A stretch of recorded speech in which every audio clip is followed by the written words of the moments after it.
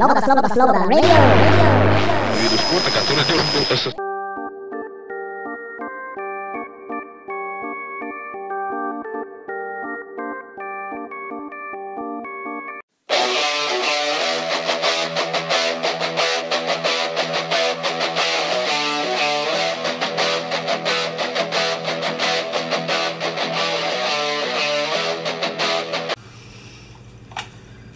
Hello everyone, welcome to the Pelagos channel. Now today I want to talk about something as a pocket watch. Oh, wristwatch check, it's the Omega 1012.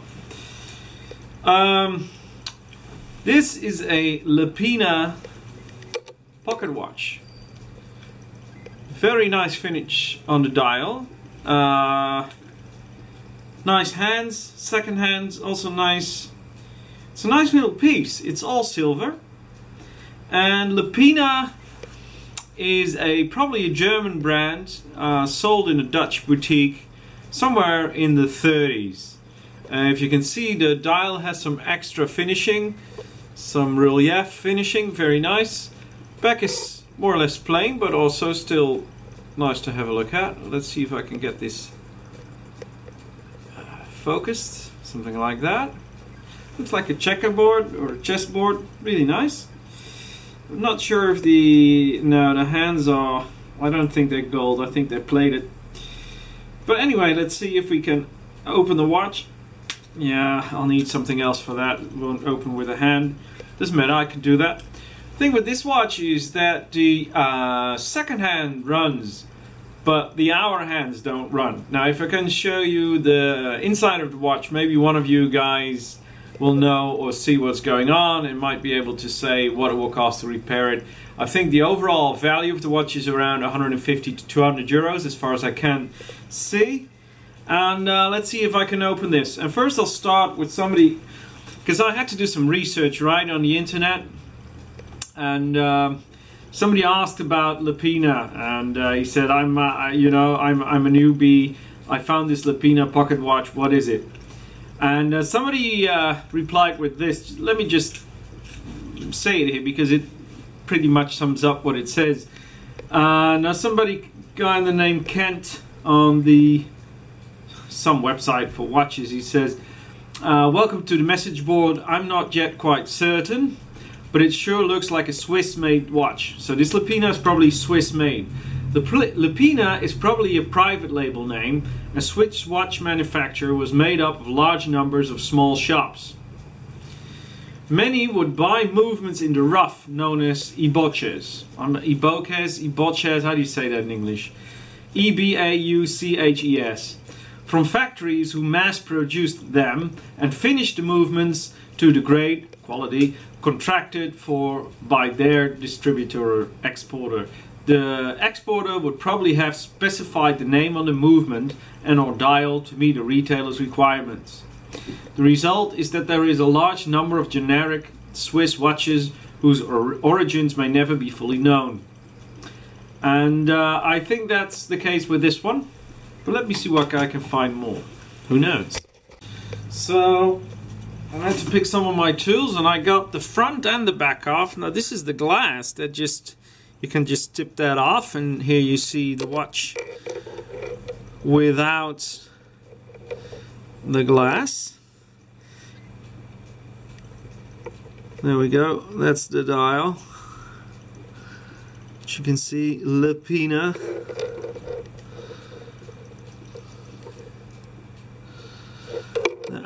The glass, I'll put the glass back on. And now it opens like this. It says a few things in there. What does it say?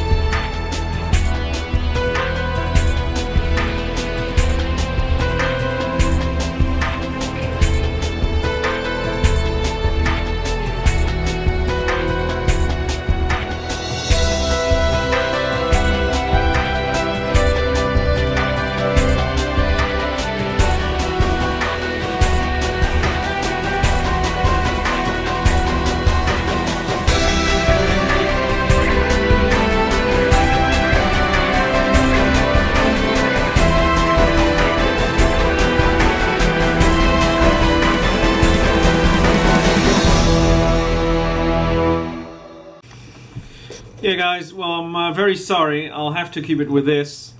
I'm not gonna open the other inside because I don't want to damage the watch, and if I go fucking around with it, I'll because I see that somebody already has tried to open it once, maybe 50 years ago. So this is probably going to a watchmaker. Maybe the guy can take a picture when he brings it to the watchmaker, and I'll put that back in another video. So yeah, that's the Lepina pocket watch. Now let's see if it just fits very well.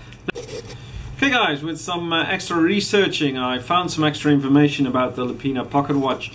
I found a picture of the movement as well, so I'll just put a picture of the movement somewhere in between these videos. And it says here, as a reply to somebody else asking for a very similar looking one, if you can try and post of the inside of the watch case, taking note of any markings. Well, this one had a crown inside. And especially the movement itself. Well, like I said, I couldn't open that. I don't want to destroy the watch. I don't have the tools. Maybe a spring jumps out and then I'm fucked. I'm not going to risk that. This is a heirloom piece of a friend, but also a colleague of mine who's very careful with this stuff. So yeah, this is going back tomorrow, unfortunately. I like it. I like the piece. I'm considering buying a pocket watch, but I'm not sure if I want to have a vintage pocket watch, because they're quite cheap and you can get a real nice one for a nice price, or just something very, very modern, like a very modern pocket watch. That will be fun as well. Just something you can just, like a dive pocket watch or whatever. I don't know why. I'll see. We'll see what happens. I also want to have a Longines Conquest. So, you know, it's too much on my wish list. There we go. It's so this is 1930s. Now the name Lepina was registered by a German exporter in 1928, which fits the time frame for the window of this match. But it may or may not be a German watch. They could have easily gotten it from a Swiss maker for export. Looking at the movement itself, it will say a lot more about that, as would say the case markings. So yeah, that's about it. I saw one being auctioned on Kata Wiki last year, November last year. Was the gold version, which was quite similar to this one, which went for about 140 euros. So value-wise, unless it's very something I don't know about, I would say it's about 120 to 150 euros. So really nice, and you're gonna like my channel if you look really good at this clock, at the hands moving in, and the hands will turn like they will always have been turning. And you will forever like my channel. No, you don't. Whatever's up to you. Cheers, guys. It was fun. See you next time. Chatty bye. Hello, this is Guido Pelagos, and welcome to my channel. What do you think? Is it good? Is it good? It's good.